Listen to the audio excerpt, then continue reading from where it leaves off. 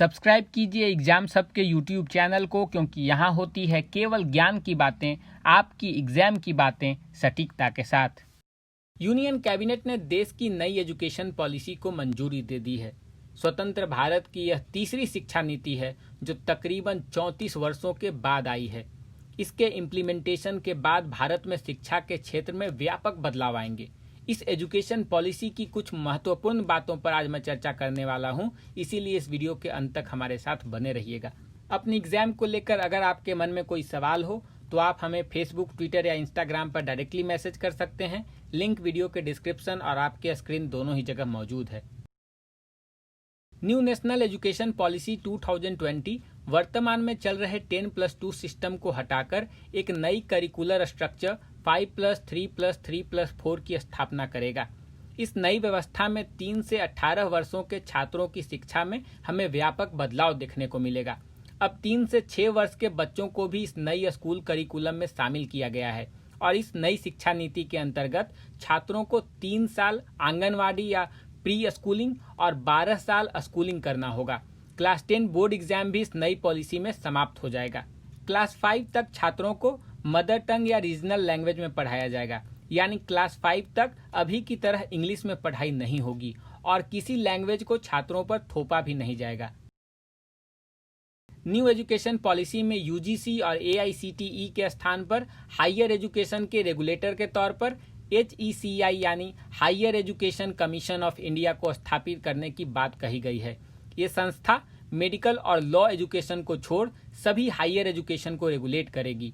यहाँ पर मैं एक और बात ऐड करना चाहूँगा कि इस नई शिक्षा नीति के इम्प्लीमेंटेशन के बाद वर्तमान में HRD मंत्रालय, जिसे हम मानव संसाधन विकास मंत्रालय कहते हैं, उसका नाम बदलकर शिक्षा मंत्रालय या एजुकेशन मिनिस्ट्री हो जाएगा।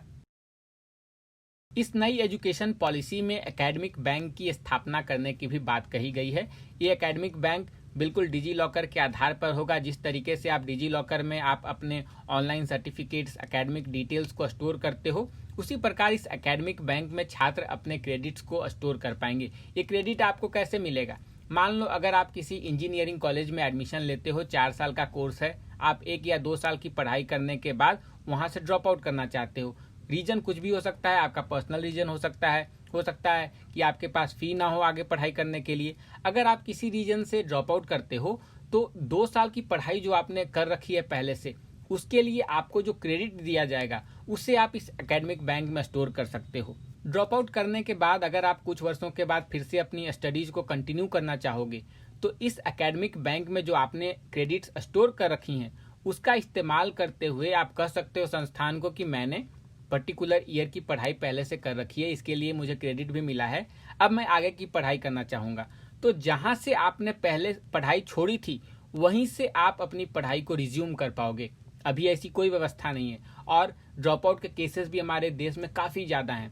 तो इस नई व्यवस्था के इम्प्लीमेंटेशन के बाद ड्रॉप आउट के केसेस भी काफ़ी कम हो जाएंगे और पहले जो छात्र एक बार ड्रॉप आउट करके अपने स्टडीज को वापस से रिज्यूम नहीं कर पाते थे, उन छात्रों को भी अब काफ़ी फायदा मिलेगा। कई छात्र रिसर्च करने के लिए ड्रॉप आउट करते थे या फिर कई छात्र अपनी पढ़ाई से तंग आकर ड्रॉप आउट कर देते थे।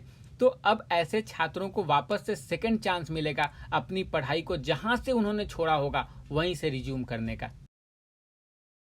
इस नई शिक्षा नीति के अंतर्गत अगर कल को फॉरेन यूनिवर्सिटीज भारत में अपना कैंपस सेटअप करना चाहें तो वो ऐसा कर पाएंगे, क्योंकि इसके लिए भी प्रावधान इस नई शिक्षा नीति में किया गया है। इस नई एजुकेशन पॉलिसी में एक और इम्पोर्टेंट गोल रखा गया है।